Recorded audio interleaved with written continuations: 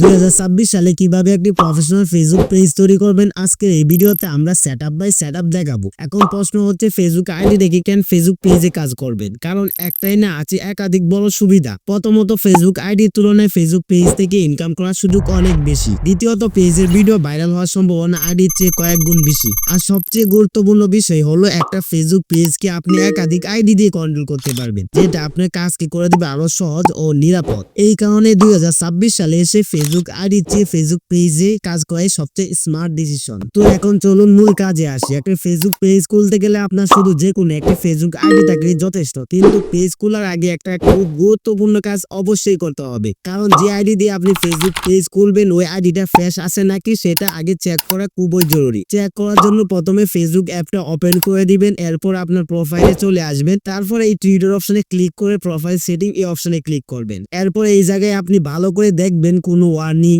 Issue বা restriction আছে কিনা। যদি না থাকে তাহলে এই আইডি দিয়ে আপনি একটি প্রফেশনাল ফেসবুক পেজ খুলতে পারবেন। যদি থাকে তাহলে আপনার জিমেল অথবা মোবাইল নাম্বার দিয়ে আরেকটি ফেসবুক আইডি খুলে নেবেন। তো এখন প্রফেশনাল ফেসবুক পেজ খোলার জন্য আপনার ফেসবুক আইডিতে চলে আসবেন। এরপর এই থ্রিডর অপশনে ক্লিক করবেন, অতঃপর এই পেজ অপশনে ক্লিক করে ক্রিয়েট এই অপশনে ক্লিক করবেন। এরপর এই জায়গায় আপনার পেজের নাম দিবেন। তো নাম দিতে গিয়ে এই বিষয়টা মাথায় রাখবেন, আপনি যে নামটা দিবেন ওই নামে যেন অন্য কোনো বড় ফেসবুক পেজ অথবা আইডি যেন না থাকে। এরপর এই নেক্সট অপশনে ক্লিক করবেন। দেন এই জায়গায় ক্যাটাগরি সিলেক্ট করবেন। এই জন্য আমি সাজেস্ট করব রিল ক্রিয়েটর অথবা ডিজিটাল ক্রিয়েটর, এই দুইটা থেকে যে কোনো একটা সিলেক্ট করবেন। এই কারণে আপনার পেজে যে কোনো ভিডিও আপলোড করতে পারবেন। তো আমি ডিজিটাল ক্রিয়েটর সিলেক্ট করব, এই জন্য এই বক্সে DI লিখবো, সাথে সাথে ডিজিটাল ক্রিয়েটর অপশনটা চলে আসবে।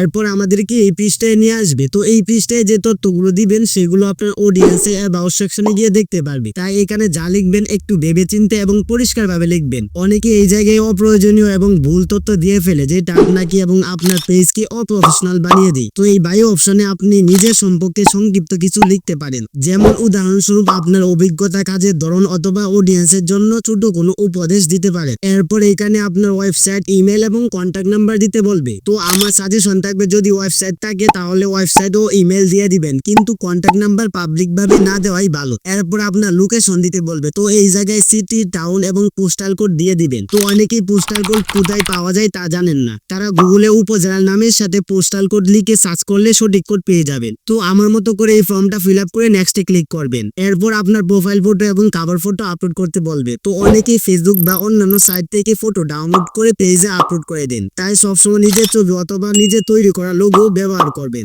এরপর নেক্সটে ক্লিক করলে আপনার ফেসবুক আইডির বন্ধুদের ইনভাইট দেওয়ার অপশন দেখাবে। তো অনেকেই বন্ধুদের ইনভাইট করে দেয়, তাদের জন্য আমার পরামর্শ থাকবে এই মুহূর্তে কাউকে ইনভাইট করবেন না। প্রথমে কিছু ভালো মানের ভিডিও বা পোস্ট আপলোড করবেন, তারপর ইনভাইট করলে মানুষ এসে ফলো করবে। সবশেষে ডন অপশনে ক্লিক করলে আপনার পেজ তৈরি হয়ে যাবে। এরপর আর কোনো বিশেষ সেটিং করার দরকার নেই, এখানে আপনি নিয়মিত ভিডিও আপলোড করতে পারবেন। খেয়াল রাখবেন অন্যের কন্টেন্ট আপলোড করবেন না, নিজের তৈরি করা কন্টেন্টই আপলোড করবেন। এবং শুরুতে ছোট ছোট ভিডিও অর্থাৎ রিল আপলোড করলে পেজ দ্রুত গ্রো হবে। তো এইভাবে পেজ তৈরি করে নেবেন।